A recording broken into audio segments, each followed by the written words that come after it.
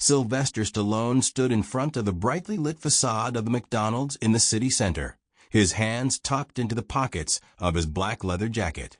The wind played with his hair, and for a moment he closed his eyes, inhaling the night air filled with the scent of fried potatoes and burgers. He felt a heaviness in his heart. He heard these words constantly: "You're not like everyone else." The life of a celebrity isn't like the life of an ordinary person. What do you even know about the problems of regular people? He saw those looks, detached, admiring, or worse, envious. His whole life, he had proven to himself and others that he wasn't just a pretty face on the screen. He had been through poverty, slept on the streets, fought for every role. But people only saw the glossy image of the actor. And now they saw him as someone else, someone who couldn't understand the life of ordinary people. "Fine," Sylvester quietly said to himself. "I'll show them." He opened the McDonald's door and was immediately engulfed by the familiar noise. The clatter of plastic trays, the jingle of the cash register, snippets of customer conversations, and the sizzling of oil in the kitchen.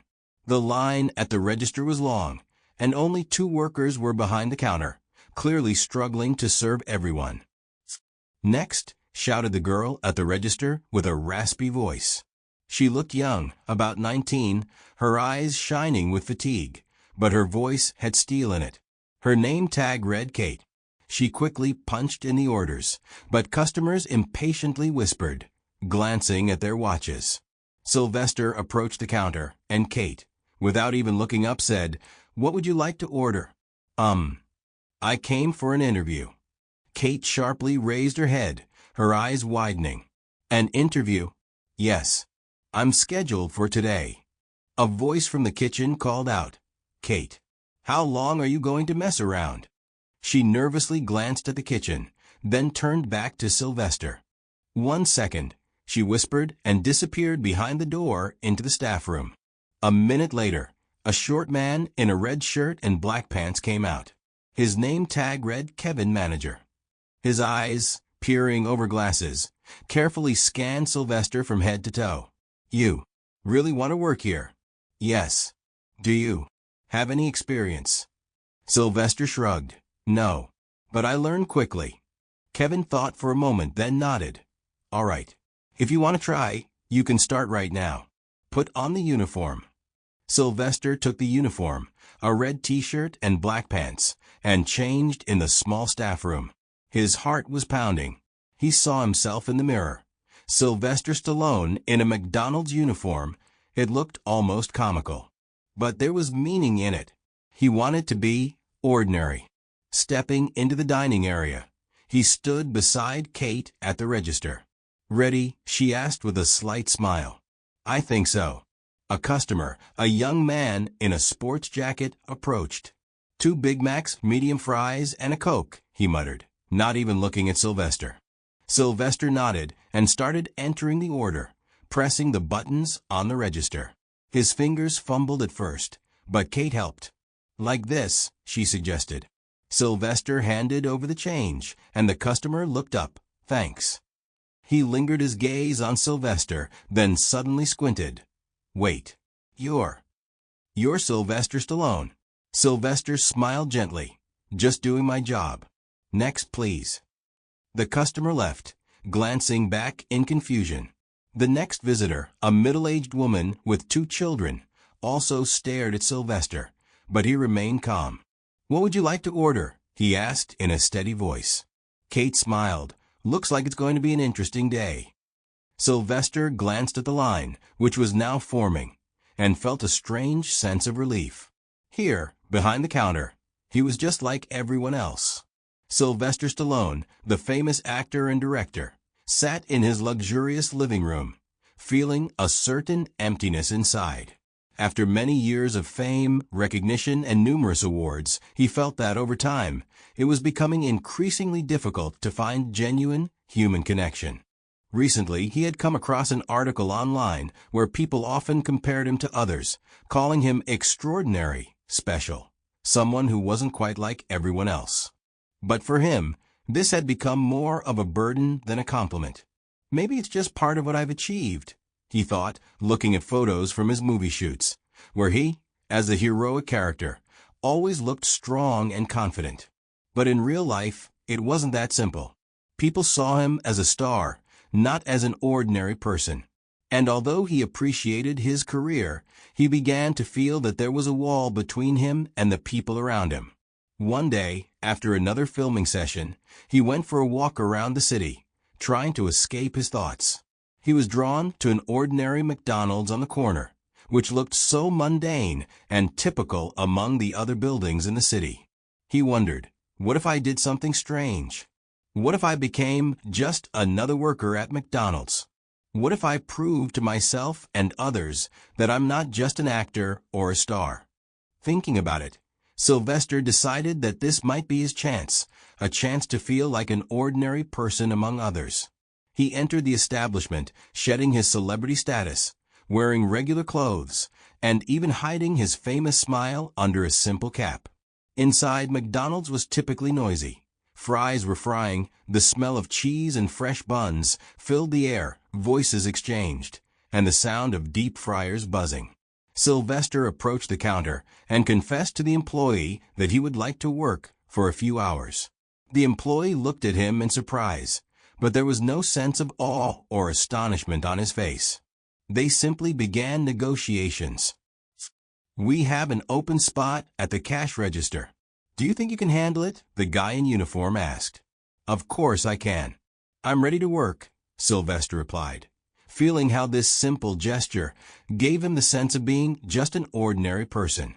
A few minutes later, he stood at the register, politely serving customers who didn't know who was standing in front of them. They didn't pay him much attention, as he was just another worker taking orders. Sylvester listened attentively to the conversations of the customers, observing their reactions to various situations. He was struck by the simple yet deep human interaction, how one customer shared their joy while another complained about a tough day. Among the crowd, Sylvester noticed one person who was making many complaints and seemed displeased. He approached her table. "Is something wrong?" Sylvester asked calmly, looking into the customer's eyes. The woman looked at him, seeming surprised, but then sighed. "Yes, I just can't understand why I always have to wait so long for my order." "Sometimes it's not about how long we wait, but how we react to that time," Sylvester calmly replied, looking at her with understanding. The woman paused for a moment, then smiled. "You're right, I'm sorry. It's just been a bad day." This simple dialogue changed the atmosphere around them. Sylvester realized that even in the most ordinary place, there are opportunities for small changes. Instead of reacting aggressively to difficulties or criticism, he began to understand that dialogue and understanding could have more power than we usually think. By the end of his shift, he realized how important it was to be part of this world, not just an observer. Perhaps he was no longer just an actor. He had become an ordinary McDonald's employee who changed someone's perspective. And although the story was just beginning, Sylvester felt that it was a step toward something bigger. Sometimes change starts small, and sometimes even a small step can change the entire path. The next day, Sylvester woke up with the feeling that his experience at McDonald's had given him a new perspective on life. He was no longer just a star on the screen, but had become part of the real world. It was something completely different, simpler, yet at the same time deeper. The sense that he could impact others not through his fame, but through direct communication, gave him strength. He decided to continue working at McDonald's, though not every day. From time to time, whenever he felt disconnected from the real world, he would return here. People didn't know who he was, but he no longer needed recognition. He just wanted to be useful. One evening, when his shift was almost over, a young woman entered the restaurant, looking somewhat out of place. She was holding a laptop and appeared as though she had come in by accident. Her eyes weren't focused on anything in particular, and she kept glancing at her computer screen as Sylvester approached her to take her order. "Is something wrong?" he asked, sensing that she looked unusually nervous. The woman looked up at him, then smiled in surprise. "Oh, don't worry. I'm just working on a project, and I'm having a really hard time finding inspiration." Sylvester realized that this moment was perfect to offer support to someone who might need a little encouragement. Sometimes, the best inspiration comes when you're not looking for it. When it seems like all the doors are closed, just stop and look around. You never know where your way out might be. The woman stared at him as if she didn't quite understand why he said that, but something in her gaze shifted. I don't even know why that affected me so much. Maybe you're right. I've been trying to come up with ideas for my article, but it felt like everything had already been said. It's okay. Sometimes simple moments can inspire the incredible, Sylvester added, feeling in his soul how everything was beginning to grow again, like a small flame in the darkness. The woman looked at him for a few more seconds, then laughed. Maybe you are right. Okay, I'll try to get back to work with a new perspective. Sylvester smiled, watching as she returned to her laptop, but this time, she looked less anxious.